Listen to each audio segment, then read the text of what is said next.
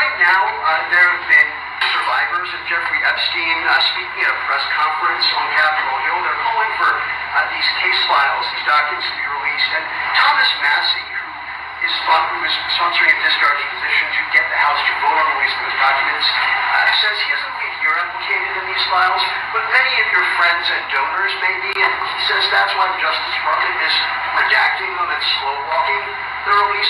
Is the Justice Department protecting any friends or donors, sir? So this is a Democrat hoax that never ends. You know, it reminds me a little of the Kennedy situation. We gave him everything over and over again, more and more and more, and nobody's ever satisfied. From what I understand, I could check, but from what I understand, thousands of pages of documents have been given.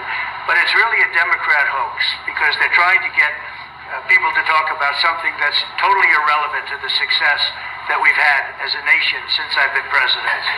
Even if you look at D.C.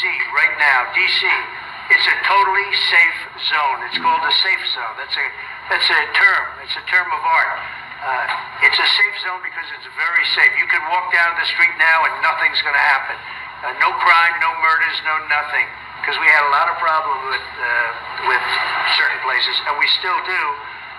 All run by Democrats, or for the most part, run by Democrats. As the women walked across the table, Donald Trump would look up under their skirt and, comment on whether they had underwear or didn't have underwear and, what the view looked like. I was horrified. I was nervous. I didn't want to have to walk across the table. I wanted to get out of there.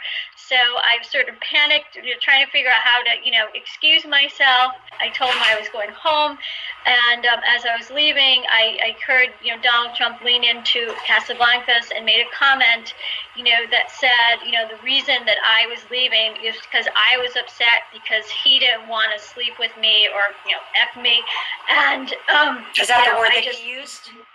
Yeah. He kind of slapped my hand away and said, you need to use a glove. And the recruiter, he ran over and handed me a glove and said, no one touches Mr. Trump's people without a glove. So the last encounter that I had with Donald Trump, Tiffany approached me about a scene that was supposed to be played out, and I didn't like the sound of that at all. But Tiffany promised, assured me that it wasn't going to be if it was anything I wasn't comfortable with, we could stop. That she would be right there.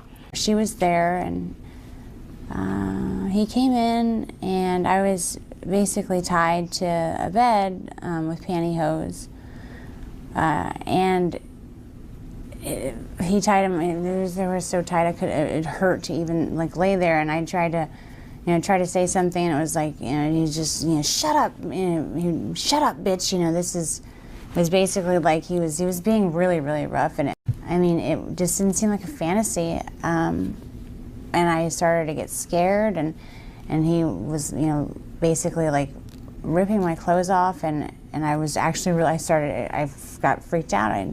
I told him that I didn't want to do this.